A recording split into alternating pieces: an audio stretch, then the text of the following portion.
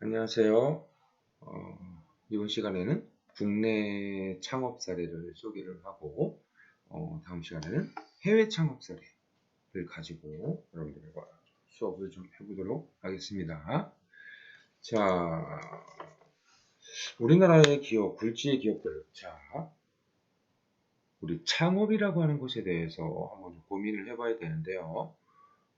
창업이라고 하는 여건이 만들어지기 위해서는 시대적인 배경도 굉장히 중요합니다. 우리가 영국에서 산업혁명이 발전을 할 때까지 동양의 풍부한 물건들, 풍부한 자원들, 풍부한 인적 요건들이 점차 팍스 이동을 하게 되어지면서 우리 오리엔탈이라고 하죠? 오리엔트, 우리 동양, 인도, 중국, 한국, 일본까지 우리 이제 이런 동양에서 점차 서구로 이어지는 것을 뜻하게 되어집니다. 자, 우리 실크로드라고 들어보셨죠? 중국 당나라 때 실크로드가 최초로 열렸습니다. 자, 그렇지만 그 이전에 역사적으로 설명을 드리게 되면은 그 이전에도 그 길은 열려 있었다. 그러나 공식적인 명칭은 당나라 때부터 실크로드라고 하는 명칭이 만들어지면서 동양의 이제 화려한 그리고 굉장히 좋은 문화들이 이제 서양에 소개가 되어지는 계기가 만들어지게 되어집니다. 자, 그러면서 동양의 이런 진귀하고 희귀한 그리고 화려한 이 문화적인 유산들이 아랍을 통해서 이 아랍에서 다시 이태리를 통해서 다시 포르투갈이나 스페인 그리고 네덜란드 마지막으로는 영국이라고 하는 나라를 통해서 바로 자본의 이동들이 지속적으로 이어진 것이다. 약 2000년 동안 전 세계의 무역의 중심은 지중해에서 이루어졌어요. 그리스와 페르시아, 에게해에서 이제는 내려오게 되어지면서 그리스 이제 멸망을 하게 되어지고 그리스가 역사적으로 사라지게 되어지면서 이제 로마 제국이 들어서게 되죠.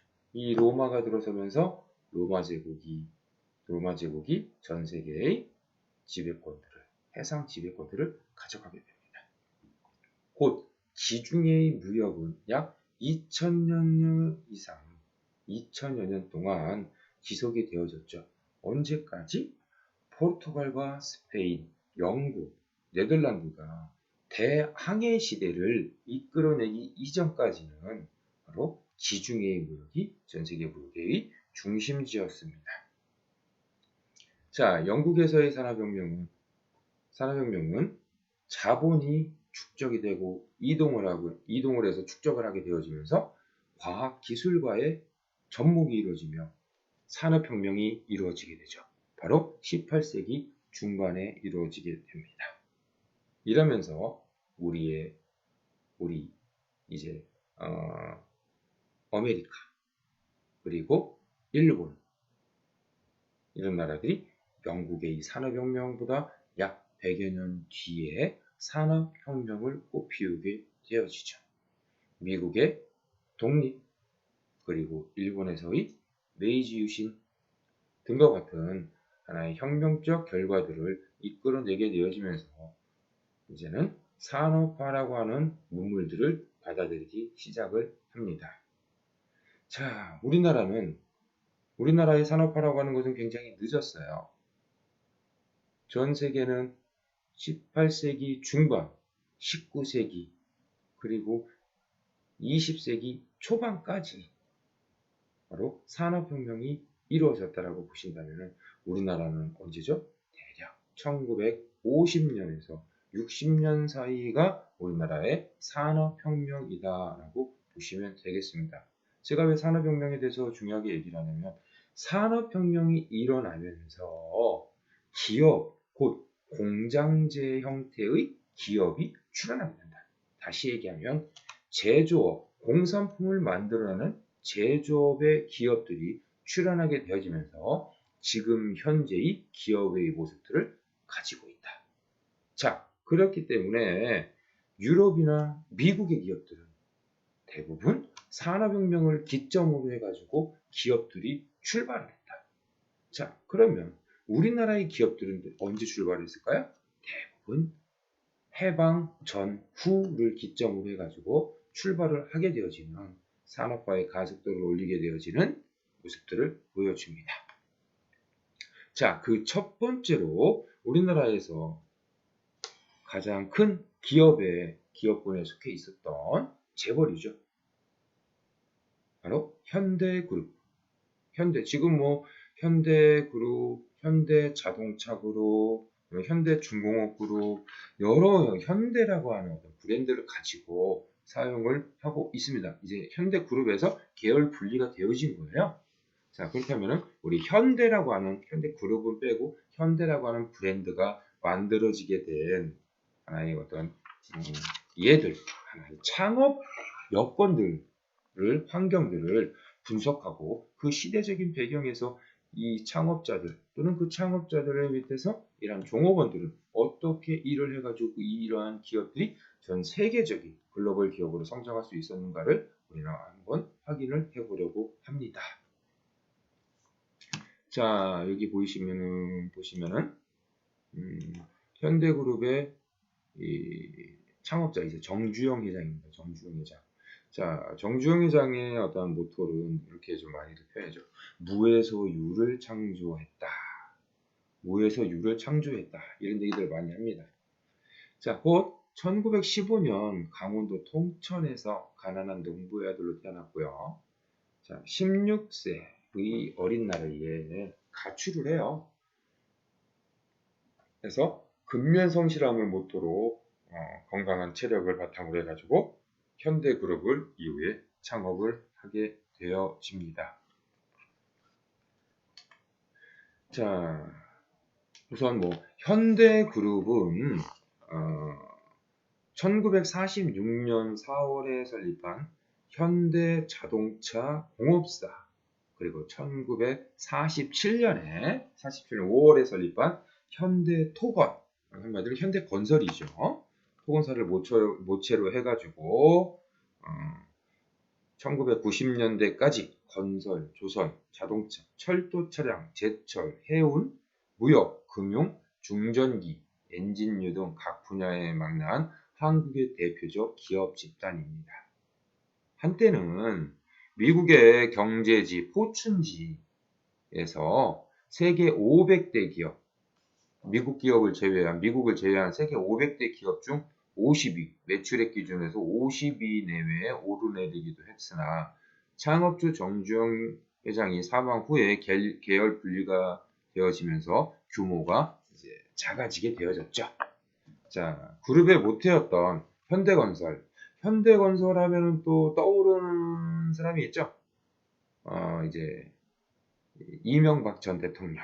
이제 현대건설에서 최연소 대표, 최연소 현대건설 회장이 되어졌었죠. 아마 그 나이가 40세 전이었을 거예요. 38살인가 제가 기억을 하는데, 자, 1982년 현대건설은 해외 공사 수주액이 31억 달러를 넘어서 세계적인 대건설사로 입지를 굳혔었어요. 그래서 현대종합전자 주식회사는 한국 수출업체로서 처음으로 25억 달러 수출탑을 수상을 했었고요. 한국 재벌의 거의 소비재 중심으로 한 경공업으로 시작해서 대기업으로 성장해온 경로와 달리 이 현대는 건설과 중공업 관련 사업으로 사업 영역을 점차 확대하는 해온 경영 방식으로 아시아 각국은 물론 유럽, 미주, 아프리카 대륙에까지 세계 시장으로 눈을 돌린 데 기인합니다. 자, 이후에 정주영 회장 같은 경우는요, 1998년 11월, 1999년 10월 두 차례 평양에서 정주영 회장하고 북한 이제 김정일 전 이제 김정일 위원장이죠. 위원장님 만나가지고 금강산 개발을 하는데 있어서 합의를 해요. 그래서 금강산 종합개발계획을 사업을 추진을 해가지고 11월 18일 분단 이후 처음으로 금강산 관광선이 동해안을 출발을 해가지고 북한 금강산 있죠? 여기에서 이제 개발을 하게 되어지는 역사적인 순간들을 보게 되었죠. 자, 우리 이제 현대 하면은 또 떠오르는 게 이제 건설, 자동차, 또 한 부분은 조선입니다. 조선. 자, 이 정주영 회장의 가장 이제 재밌는 일화 중에 하나입니다. 조선소 건설에 대한 어떤 일화입니다. 1970년대 초에 당시 이제 박정희 대통령인데요. 정주영 회장에게 조선소를 세워보라고 이제 요청을 해요. 그래서 근데 평소에 정주영 회장도 조선소를 해보고 싶은 생각이 있었지만 조선소를 하기에는 턱없이 전혀 기술력이 없었다는 얘기예요. 기계도 없고 기술도 없고 자본도 없고. 자, 그래서 한번 해보겠다고 한 거야. 그래, 한번 해보는 거야. 이 정주영 회장의 가장 큰 특징 중에 하나는 무조건 한번 부딪혀보는 거예요. 그래서 정주영 회장은 조선소라고 하는 뭐 별거 있겠어 하면서 한번 부딪혀 봅니다. 그러나 현실은 녹록지 않았죠. 당시 이제 조선소를 세우는 것은 아무것도 없는 맨 땅에 헤딩하는 것과 같았는데 이제 가장 큰 문제는 조선소를 지을 만한 돈이 없다는 거죠. 그래서 정주영 회장은 이제 일본에도 가고 미국에도 가고 했는데 아무도 상대를 해주지 않은 거죠. 미친 사람 취급을 받았답니다. 안 된다고? 그래, 한번 해보자. 그래서 하늘이 무너져도 솟아날 구멍이 있다는데 말이야. 그래서 당시에 해외에서 차관을 얻으려면 당시 이제 3번에 걸친 관문을 뚫어야 했대요. 그래서 이제 정주영 회장은 이제 영국의 은행문을 먼저 두드렸답니다. 자, 그래서 영국의 이제 바클레이즈라고 하는 은행이 잘 아시죠? 여러분들 이제 영국의 이제 그 프리미어 축구를 보시다 보면 이제 바클레이즈라고 하는 이제 그 어떤 이제 후원하는 모습들을 이제 영국 축구단을 후원하는 모습들을 좀 볼 겁니다. 바클레이즈 은행에 이제 가서 문을 두드렸는데 사업 계획서 추천서를 요구했대요. 근데 사업 계획서는 만들었대요. 근데 추천서가 문제였는데 영국을 방문한 이제 정주영 회장이 AMP 애플도어의 롱바톰 회장을 만나가지고 부탁한 거예요. 뭐라고 했냐? 배 한 척, 근데 이제 이 롱바톰 회장이 뭐라고 했냐? 배 한 척 만들어 본 적도 없고, 상환 능력을 믿을 수도 없고, 못 해주겠다. 거절했대요. 그때 정주영 회장이 바지 주머니에 있던 요 500원짜리 지폐를 꺼낸 거예요. 여러분들, 잘 보시지 못했을 거예요. 저는 이제 어렸을 때 이 500원짜리 지폐가 있었어요. 이 500원짜리 지폐를 꺼내서 바로 이제 거북선이죠. 여기 거북선을 보여주며 말했다는 거죠. 우리나라에 이순신 장군이라고 하는 분이 계시는데 이 거북선을 만들어 가지고 일본과의 전쟁에서 승리할 수 있었다. 우리가 자금만 확보되면 훌륭한 조선소와 최고의 배를 만들어낼 수 있다. 그래서 롱바톰 회장은 잠시 생각한 뒤에 지폐를 내놓고 추천서를 써주겠다고 했습니다. 써준 거예요. 자, 그래서 이 당시에 이 해외에서도 굉장히 큰 화제가 됐었던 것이 뭐냐면은 이 거북선이에요. 서양보다 약 한 200여 년 앞서가지고 이 철갑선을 만들었다는 것은 당시의 기술로서는 어마어마했다는 거죠. 자, 그래서 약 300년이네요. 300년 앞선 철갑선을 만들었다고. 그래서 근데 이제 다음은 이제 2차 관문인 거예요. 바클레이즈 은행 부총재를 만나가지고 부총재의 사인이 없으면 대출을 받을 수가 없었대요. 자, 그래서 부총재가 정주영 회장에게 이제 물은 거예요. 정주영 회장에게. 전공이 뭐냐? 나는 소학교만 나왔다. 그러니까 초등학교죠. 소학교만 나왔다. 그랬더니 그래서 이제 굉장히 당황스럽게 쳐다보길래 정주영 회장이 이렇게 얘기한 거예요. 어제 내가 사업 계획서를 가지고 옥스퍼드대에 갔더니 그들이 한번 척 보고서는 그 자리에서 경영학 박사학위를 나에게 주더군요. 이런 유머를 섞어서 이제 얘기를 했대요. 그랬더니 이 부총재가 껄껄껄 웃으면서 우리 은행은 당신의 유머와 함께 당신의 사업 계획서를 보증국으로 보낼 테니 행운을 빌겠어. 이제 마지막 관문이 남은 거예요.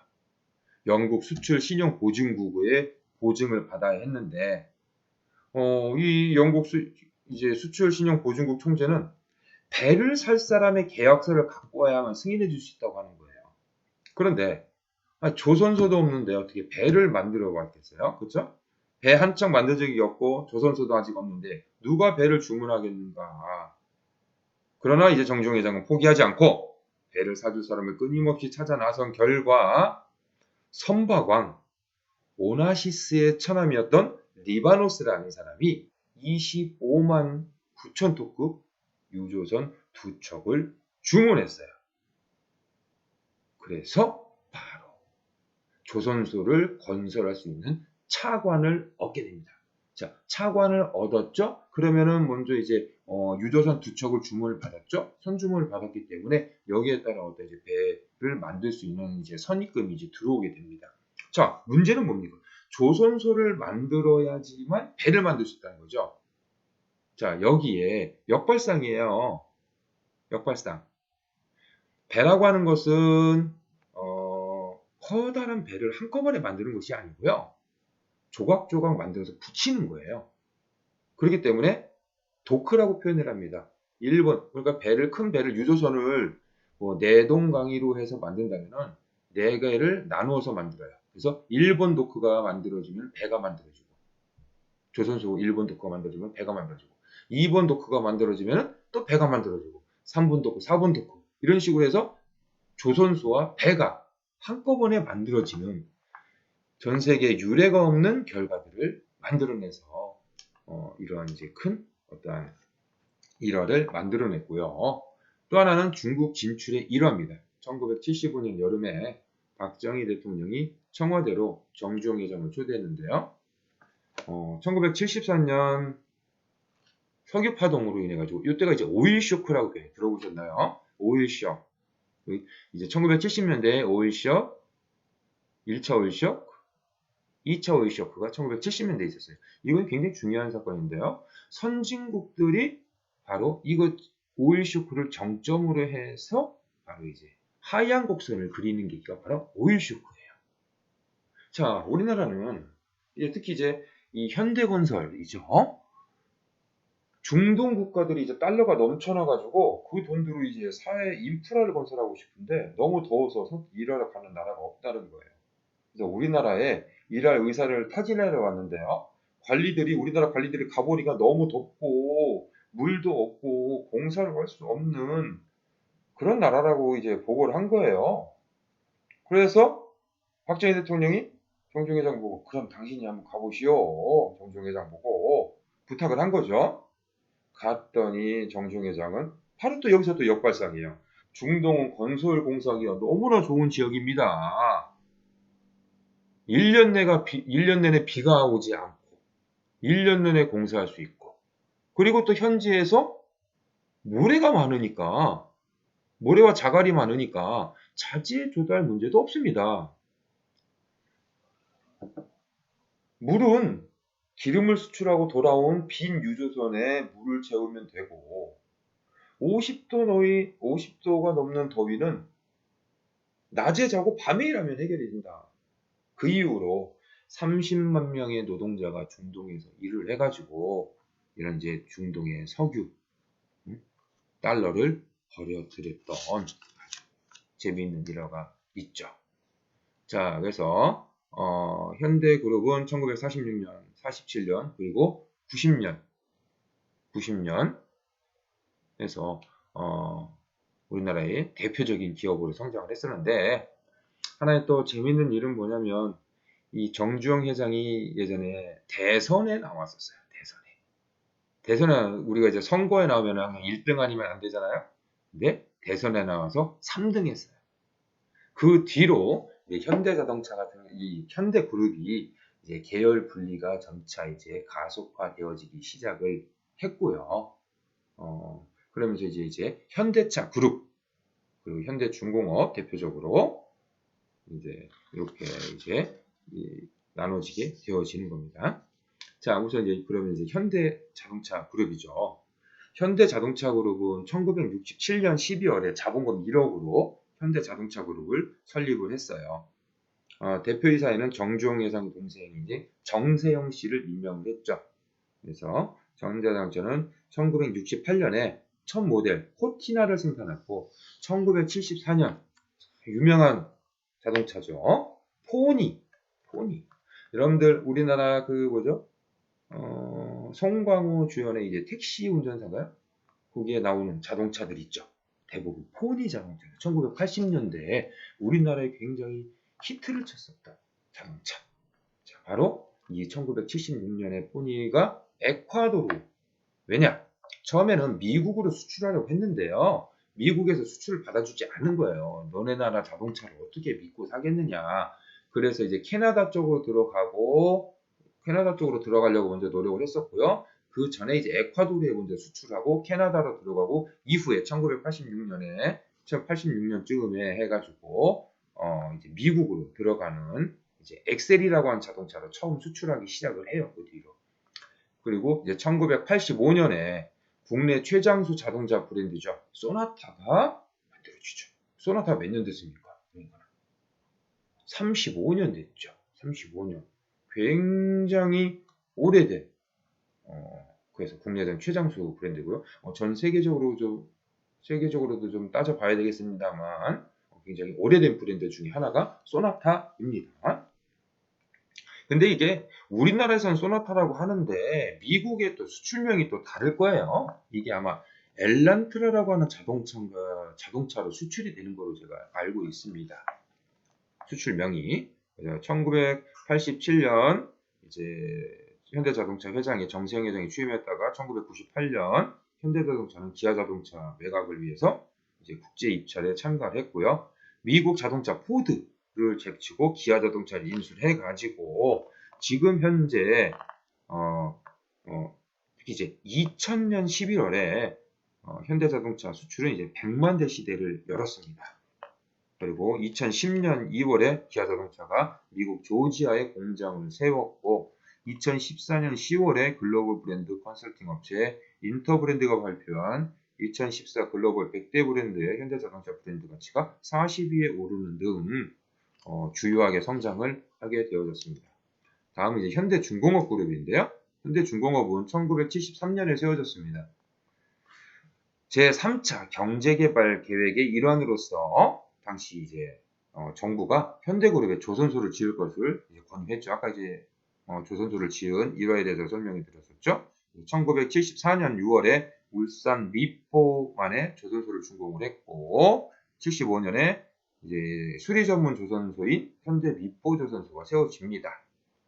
자, 그 뒤로 지속적으로 성장을 해가면서 2002년 2월에 계열사였던 현대미포조선과 함께 현대그룹부터 공식 분리가 되어져 가지고요. 현대중공업그룹으로 출범을 하게 됩니다. 그래서 최대 주주였던 현대상선에서 정몽준 예전에 이제 그 대권에도 도전하셨던 분이죠. 정몽준 회장. 네, 정몽준 회장이 이제 바로 이제 회장으로 있습니다. 2014년 2월에 세계 최초로 바다 위 LNG 기지를 건조를 했고요. 2012년 먼저 이제 2012년 9월에 세 번째로 이지스함인 서해 유성용함을 바로 이제 현대중공업에서 만들었습니다. 그래서 2015년 8월 현대중공업이 미국의 경제 포춘지로부터 글로벌 500대 기업 9년 연속으로 선정이 되는 등 승승장구하고 있는 회사가 현대중공업 그룹입니다. 그래서 뭐 여기 뭐 이제 현대중공업 그룹은 여러 이제 회사들 종합제철 있죠, 엔진, 현대미포조선, CJ증권을 인수해가지고 하이투자증권 2008년에 지금 이제 현대투자증권이죠, 현대종합장사, 현대오일뱅크 등으로 사세를 지속적으로 확장을 하고 있는 상태입니다. 다음은 삼성그룹입니다. 삼성 우리 이제 또 삼성도 뭐 삼성그룹이다 이렇게 좀 표현하기 그렇죠. 삼성 하면은 대표적으로 뭐 삼성전자를 이제 우리가 이제 지칭을 하죠. 근데 이제 현대에 비해서 이제 계열 분리가 이제 조금 더 이제 늦었고 계열 분리가 좀 명확하지 않은 구조. 회사가 바로 이제 삼성입니다. 자, 우선 삼성 같은 경우에는 삼성그룹의 창업자 이제 홍합 이병철 회장입니다. 여기 이제 홍합 이병철 회장. 여기 이제 1910년 정주영 회장보다는 조금 이제 일찍 태어나신 분이죠. 그래서 선영군의 부유한 가정 집에서 넷째 중에 막내입니다. 넷째 중에 막내. 자, 그래서 첫째 형님인 이병각 씨인데요. 이 이병각 씨가 바로 이제 아이스케이키로 유명한 삼강하드를 설립해 하셨고, 그 뒤에 이 삼강하드는 롯데 삼강으로 인수가 되어 가지고 롯데그룹으로 넘어갔는데요. 그리고 이제 첫째 형님이시고 이제 그 둘째, 셋째 분은 누님이신데요. 그래서 막내로 태어났습니다. 그래서 이 집은요, 한 해 1000섬을 거둬들일 수 있는 그러니까 부유한 집이에요. 그러니까 한마디로 여러분들 만석군 들어보셨죠? 그럼 1년에 만석을 거둬들이는 거고 1000석은 1년에 1000석을 거둬들이는 거예요. 그럼 굉장히 부자죠. 그래서 5살 때부터 5년간 그 조부가 설립한 문산정에서 한학을 배웠고요.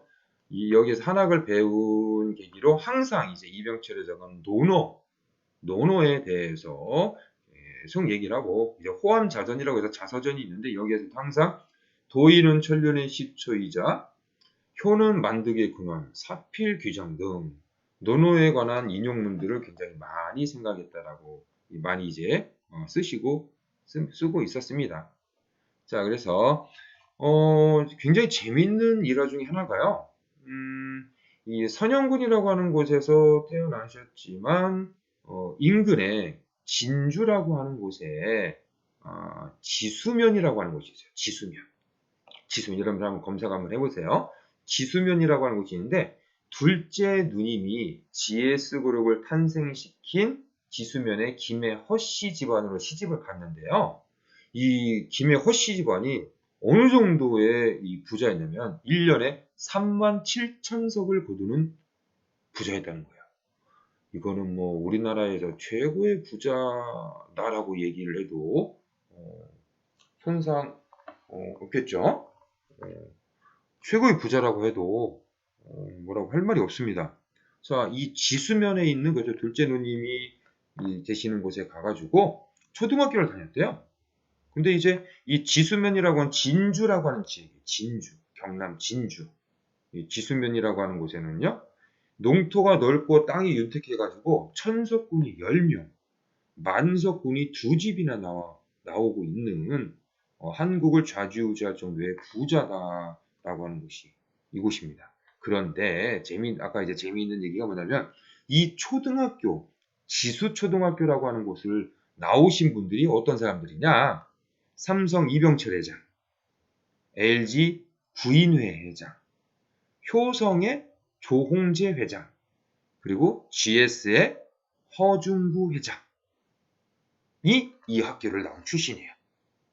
근데 1921년에 개교를 했는데요. 지금 현재 지금 현재는 폐교가 됐어요. 2009년에 폐교가 되어가지고 지금 현재 2021년에 이 초등학교를 무엇으로 만들려고 하고 있냐면은 기업가 정신 교육센터라고 해가지고 창업의 전초 기지로 이제 만들겠다라고 하는 것이 이제 진주에 있는 지수 초등학교에 이제 지금 앞으로 발전을 예상을 하고 지원이 이루어지고 있다라고 하는 점입니다. 그래서 이렇게 한 학교에 우리나라의 굴지의 대기업을 일으킨 창업자들이 나온 곳이 없겠죠. 그래서 굉장히 의미가 있다라고도 할 수가 있겠습니다. 특히 이 이병철 회장의 가장 큰 특징 중에 하나는 요 의미입니다. 사업보국이라고 하는 표현들을 썼어요. 그래서 기업을 창업을 해가지고 국가에 보훈하겠다.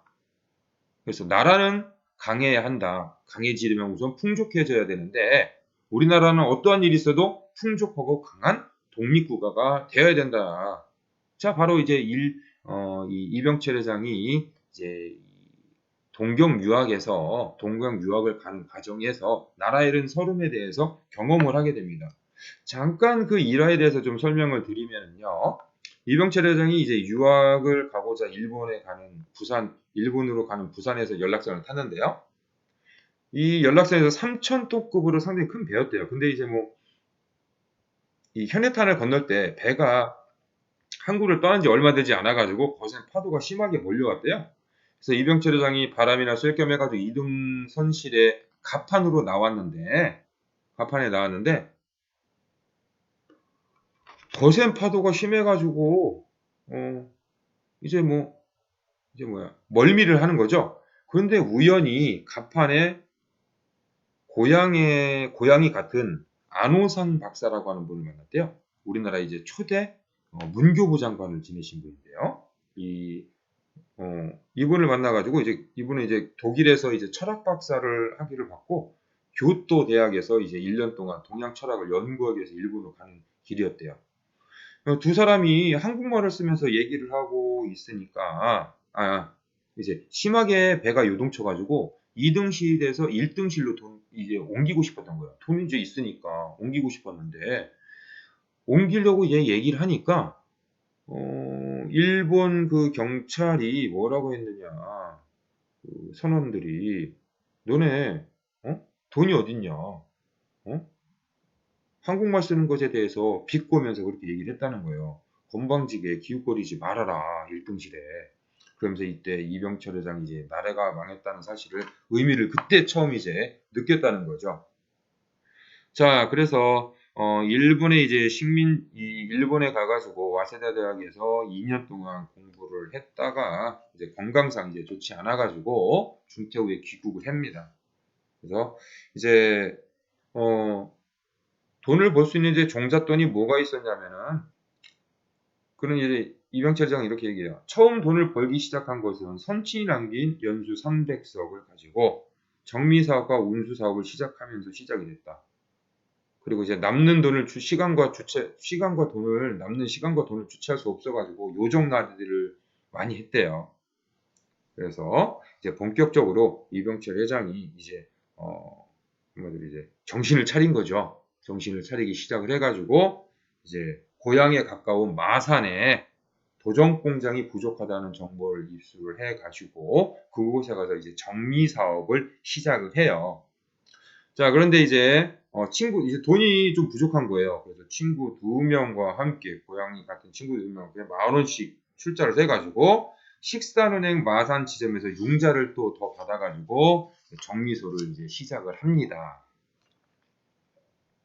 자, 그런데 이제 마산 지점장이 여러 가지 이제 까다로운 질문들을 했대요. 그래서 불쾌하고 이제 참고 대답을 해가지고 이제 나중에 융자를 이제 얻어서 이제 정미소 사업을 했는데 1년이 지나서 결산을 해보니까 자본금의 3분의 2에 해당하는 2만 원이 없어졌더래요.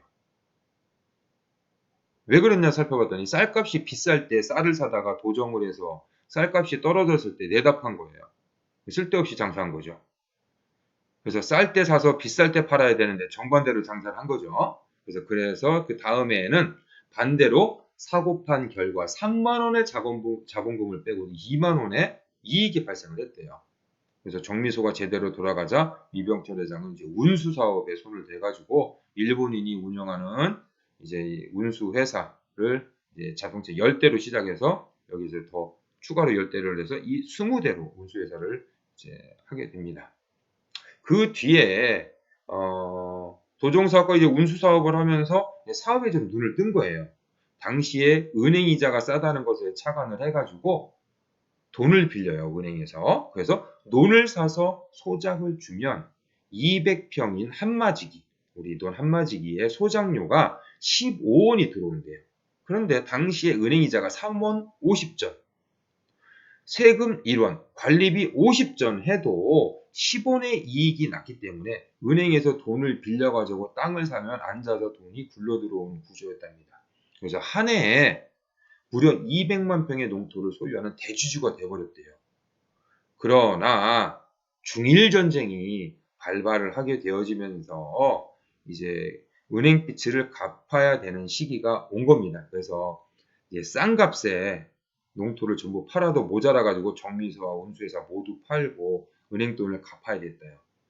이때 이명철 회장이 이제 생각한 게 뭐냐, 느낀 게 3이 세 가지의 이익이 있으면 3해 세 가지의 해로운 것이 있다라고 그의 자서전에서 이제 기록을 하고 있어요. 자, 그 뒤에 바로 이제 삼성의 모토가 되어지는 삼성상회라고 하는 것을 이제 바로 1938년 서문시장, 대구 서문시장에 자본금 3만 원으로 삼성상회를 차려요. 자, 여러분들 이제 일본의 유명한 그룹 하면 뭐가 있죠? 미쓰비시, 그리고 미쓰비시와 미쓰이. 미쓰비시는 삼능, 미쓰이는 삼정입니다. 삼정. 그리고 우리나라는 삼성이에요. 그래서 3이라고 하는 숫자를 이제 한국 사람들이 굉장히 좋아, 일본 사람들 좋아한대요. 굉장히 이제 안전한 구조라고 이제 얘기를 한다는 거예요. 예로 이제 화로나 산발이가 3개의 다리를 가지고 있어서 모든 기구들이 쓰러지지 않는 특징들을 가지고 있다라고 하는 특징들을 가지고 있어가지고요. 이런 이제 삼성이라고 하는 기업의 이름을 갖게 됩니다. 그래서 대구에서 생산되는 청과류하고요, 포항의 건어물을 중국으로 수출을 해요. 자, 그 이전에 상해라든지 중국의 넓은 대륙을 보고 왔는데 우리나라에서는 기껏해야 조선시장에서는 고작 몇천 원, 몇백 원 단위로 물건들이 거래가 되는데 중국에 가봤더니 수십만 원, 수백만 원이 왔다 갔다 하더라는 얘기예요. 그리고 또 특히 만주에 갔더니 사과와 건어물이 턱없이 부족하더래요. 그래서 자기가 이제 산 경북 지역이죠. 우리 이제 경북 사과가 유명하잖아요. 경북의 특산물인 사과 그리고 동해안의 어물들을 만주 지방에 수출하면서 큰 돈을 벌기를 시작을 합니다. 그러면서 이제 회사 이름을 뭐라고 지었느냐면 1948년에 삼성물산공사라고 설립을 해요. 왜? 여기에 또 이제 의미가 있는 거죠. 공사를 설립한 이유는 중국 사람들이 좋아하는 회사 이름이 공사예요. 그래서 중국 회사 이름들을 보시면요. 무슨 공사, 무슨 공사. 지금도 그렇게 그렇게 많이 되어져 있어요. 자, 그래서 홍콩에 오징어, 한천 등을 수출하고 면사를 수입해서 본격적인 무역을 시작을 했습니다.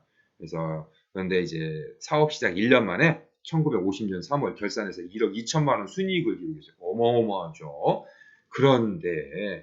그런데 석 달이 채 지나지 않아서 6.25가 발생을 한 거예요. 그래서 북계군들이 삼성물산공사가 보유한 인천과 용산의 보세창고의 수입 상품을 모두 압수를 해버렸죠. 그래서 빈털터리로 대구로 내려갑니다. 근데 대구에 왔더니요, 조선 양조장을 그 전에 이제 조선 양조장을 이제 거느렸었어요. 이제 근데 여기에서 3억 원을 관리원 사장이 3억 원을 내놓더래요. 그래서 그 돈을 가지고 다시 이제 어디로? 부산으로 가서 사업을 시작을 하게 됩니다. 근데 우리나라에는 이제 당시에 제조업이 없으니까 무역업을 해야 되는 거예요. 그래서 100% 수입에만 의존하는 품목이 많았던 거죠. 그 가운데 설탕, 종이, 페니실린 등을 생산을 하는 공장 건설과 설비 비용들을 산출해 달라고 일본 미쓰이 물산에 의뢰를 했어요. 그런데 세 가지 당시에 미쓰이 물산에 의뢰를 하고 그 기술진들이 와가지고 공장을 건설해야 되는데 당시에 일본인들 우리나라 이제 일제 강점기에서 벗어난 지 얼마 됐잖아요. 그러다 보니까는 일본인들이 우리나라 올 수 없는 거예요. 그래서 이 중에서 설탕을 택하고 이제 플랜트만 수입하고 국내 기술진 힘으로 건설을 하게 됩니다. 그래서 1953년 11월에 바로 제1제당, 여러분들 제1제당이라고 한 이름 들어보셨나요? CJ예요. CJ. 제1제당. CJ. 그래서 CJ 연건평 800평에 하루 25톤 생산 규모를 갖추고 설탕을 생산을 하면서 수입 의존도가 1954년에는 비로소 51%까지 떨어지고 56년에는 7%로 떨어집니다. 그러니까는 설탕은 이제 우리나라에서 거의 자체적으로 생산하는 품목이 되어질 정도로 설탕을 생산을 하게 되어졌죠. 그리고 이제 제분 공장도 세웠죠. 그래서 이제 여기에 이제 뭐 국수 국수까지 이제 만드는 여러분들이 밀가루, 국수 하면 이제 CJ에서 이제 처음 출발을 한 겁니다. 그래서 삼성의 첫째 아들 집안이 CJ 일가예요. CJ 일가고 이게 뭐 이제 이건희 회장은 이제 차남이 되어집니다. 그러나 이제 부정축제자로 이제 몰려가지고요. 4.19 혁명과 5.16 사태를 또 겪어요. 그래서 삼성사나 15개 기업이 탈세 혐의를 조사를 받고요. 5.16 쿠데타로 당시 부정축제자로 몰려가지고 이제 비료공장 설립 요청을 받고 망설이다가 1960년에 한국 비료를 설립을 합니다. 근데 이제 이 한국 비료 공장의 완공될 즈음에 바로 이제 문제가 뭐냐? 사카린 밀수 사건이 발생을 하게 되어집니다. 이 당시에 이병철 회장에게 박정희 대통령은 우리에게 협조할 생각이 없는 것 같다. 근데 그렇지 않습니다. 다만 이제 역부족일 뿐입니다. 이런 얘기들을 한 겁니다. 그래서 이병철 회장이 비료 공장을 짓기로 했다. 그런 얘기들로 해가지고 과거 정권에서 추진하던 그런 일들을 이제 내릴 수가 없다. 전화가서 비료공장 건설을 할 수 있도록 합시다.라고 하는 이제 당시 대통령과 총리의 의견들이었습니다. 자, 그래서 비료공장 건설은 이제 개인 사업이 아니라 그가 갖고 있는 이제 사업보국이라고 하는 생각이 건설하기로 결심을 하고 착수를 했어요.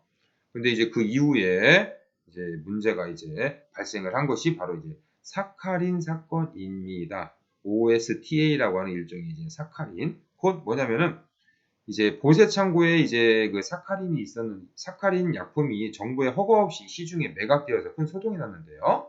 근데 이것이 이제 특수약품으로 요소 비료라든지 제조 공장의 하나인 탄산가스 흡수 또는 재생 과정에 쓰이는 물질이라고 하는 것으로서 대재벌이 밀수를 했다라고 대서특필이 되어가지고 강제 수사를 받는 등 그래서 나중에는 한국 비료를 정부에 반납을 하게 됩니다. 헌납이죠, 헌납. 그러니까 공짜로 이제 내놓았다 정도로 생각을 하시면 되는 거예요.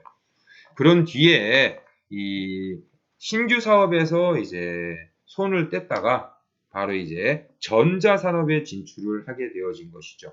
우리나라의 전자산업은요, 이제 다음에서 이제 소개를 하겠지만 LG입니다. LG의 전신인 금성사가 이 전자산업에 있어서는 우리나라를 이제 거의 이제 독점화 정도 시켰을 정도로 굉장히 점유율이 높았었습니다. 기술력도 굉장히 좋았고요. 그래서 후발주자인 이제 삼성전자가 이제 들어오게 된 겁니다. 이병철 회장은요, 박정희 대통령을 찾아가서 전자산업은 한국을 먹여 살릴 국가적인 대사업이라고 설득을 해가지고 박정희 대통령도 이에 동의를 해서 전자산업 시장을 전면 개방하라고 지시를 했고요. 1969년 1월에 삼성전자를 설립을 하고 12월에 일본의 산요전기와 합작을 했고 삼성 산요전기를 설립한 뒤에 1977년에 삼성전자가 삼성 산요전기를 인수한 뒤 창립 9년 뒤인 78년에 흑백 TV 200만 대를 생산을 합니다. 그리고 일본의 마쓰시다를 제치고 연간 생산 세계 최대 기업이 되어집니다. 일본의 마쓰시다 하면은 우리가 이제 어디로 생각하면 되냐면요, 파나소닉입니다.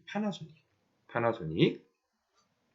그래서 일본 경영의 신 하면은 이 마쓰시다 고노스케라고 하는 사람이에요. 그래서 마쓰시다 전기를 만든 사람. 그래서 파나소닉. 그래서 1980년대 하반기에는 컬러 TV 생산과 방송을 허가하자 본격적으로 생산하는 동시에 VTR, 그리고 음향기기, 냉장고, 냉난방기기, 전자레인지기 각 분야에서 세계 정상이 되기 위해서 기술 개발에 온 힘을 기울이게 되어집니다. 특히 이 삼성전자의 독보적인 특징 중에 하나는 아까도 전자산업에서 후발주자였지만 선두주자가 될 수 있었던 가장 큰 이유는요, 반도체 산업에 진출을 했고 반도체를 직접 생산을 하게 되어지는 설계 및 공장을 가지고 생산을 하게 되어졌다는 겁니다. 그래서 요즘 모든 전자제품에 다 반도체가 들어가고 있죠.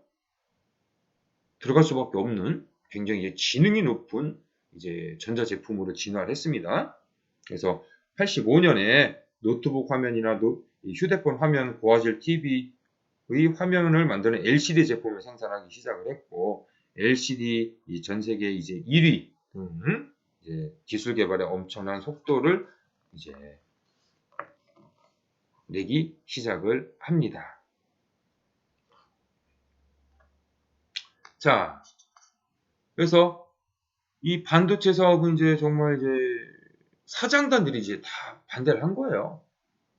그래서 이제 VLSI 공장을 준공을 해가지고 64kg D램 요즘 뭐 어마어마한 용량으로 삼성의 이제 법칙이 있죠. 황해 법칙이라고 해요. 6개월에 한 번씩 그 용량이 집적된 용량이 2배로 업그레이드 된다라고 하는 것을 뜻하게 되어집니다. 자, 그래서 자, 여기에 이제 좀 더 보태자면은 이병철 회장의 삼성 경영 철학이 무엇이냐라고 하는 점입니다. 삼성 경영의 철학. 삼성 경영학이라고 하는 성문화된 것이 있대요. 1973년에 만들었답니다. 그래서 즉 사업보고, 인재제일, 합리추구 세 가지 항목으로 되어 있는 삼성의 경영 이념이 이제 제2차 1973년 제2차 삼성경영 5개년 계획에서 만들어졌고요. 이러한 삼성그룹이 추구하는 경영 이념은 삼성이 창업 때부터 기업 활동에 대제, 전승되어서 온 기업 정신으로 단지 요약되고 또는 이제 공식화 시켜졌을 뿐이랍니다. 8.15 해방 이후 삼성의 기업 동기는 사업 보국이었고요. 삼성의 경영 사업은 사업 보국, 인재 제일, 합리 추구. 그래서 삼성의 가장 큰 특징 중에 하나는 인재 양성, 세계 최고의 인재를 보유하고 있다라고 하는 자본심을 가지고 있는 것이 삼성입니다. 그래서 이것 이제 경영 사상 입각해서 각종 기업들을 설립을 했고, 이런 것이 이제 삼성의 이제 정신적 지주 역할들을 하게 되어졌습니다. 이러한 삼성 정신은 삼성그룹 창업 때부터 이 경영 이념으로 지켜 내려왔고요. 이러한 경영 사상들이 기업의 환경의 변화 내지 확대되는 미래 지향적 사고를 갖게 하는 삼성만의 특수성 있는 문화다라고 설명을 드릴 수가 있겠습니다. 자, 그래서 삼성의 정신은 창조, 도덕, 제일주의, 완전주의, 공존으로서 이러한 삼성의 사업보국은 삼성그룹의 사운입니다. 그래서 지금 현재 삼성, 아까는 뭐 현대, 과거에는 2000년대 초반까지는 현대가 우리나라를 대표하는 기업이었다라면은 지금은 전 세계 기업 중에 10위권에 근접해 있고 10위권 안쪽으로 들어간 기업이 10위권 안쪽으로 지금 뭐 각종 지표마다는 조금씩 다릅니다만 삼성은 대략 10위권 안쪽, 뭐 13위도 있고 7위도 있고 각 이제 통계를 내는 곳마다 조금씩 다른데요. 어떤 곳에서는 일본의 최고의 회사가 어디죠? 토요타입니다. 토요타를 앞질렀다라고도 얘기를 하는 것도 있고, 어느 곳에서는 아직은 이제 삼성이 토요타에는 못 미쳤다라고도 하고 있습니다. 얼마 전에 일본이 경제 보복을 했잖아요. 그 경제 보복에서 가장 큰 타격이 입을 곳이 어디였을까요? 바로 삼성이었을 거예요. 일본은 굉장히 자존심이 상해요. 일본의 최고의 기업인 토요타. 이 토요타를 삼성이라고 하는 기업이 넘어섰다. 자, 삼성은요, 지금 현재 일본의 전자회사의 매출액을 다 합해도 삼성을 따라올 수 없다. 없습니다. 아까 일본의 산요로부터 전 인수를 이제 기술 이전을 받고 열심히 기술 개발했고 나중에는 삼성 산요전기를 인수를 했지요. 그런데 이제는 일본의 최고의 전자회사인 소니를 넘어섰고 소니는 삼성을 바라볼 수 없습니다. 단편의 예로 일본의 전자회사들이 우리나라에서 가장 이제 유명한 게 뭡니까? 이제 LCD, LED 이 판넬이죠. 이 LED 판넬을 만들기 위해서 일본의 5대 전자회사들이 다 합작을 해서 만드는데 실패했어요. 우리나라를 따라올 수 없다. 그래서 전 세계의 가장 큰 TV, 프리미엄 TV 시장을 누가 가지고 있느냐? 일본 회사들이 갖고 있어요. 그런데 TV 패널을 어디 걸 쓰냐? 삼성과 LG 걸 씁니다. 그래서 열심히 일본 회사들이 팔아주고 있는 겁니다. 자, 그러면 지금 수업 50분이 됐습니다. 그래서 2교시에 1교시는 토론이었고요. 2교시에 다시 뵙도록 하겠습니다.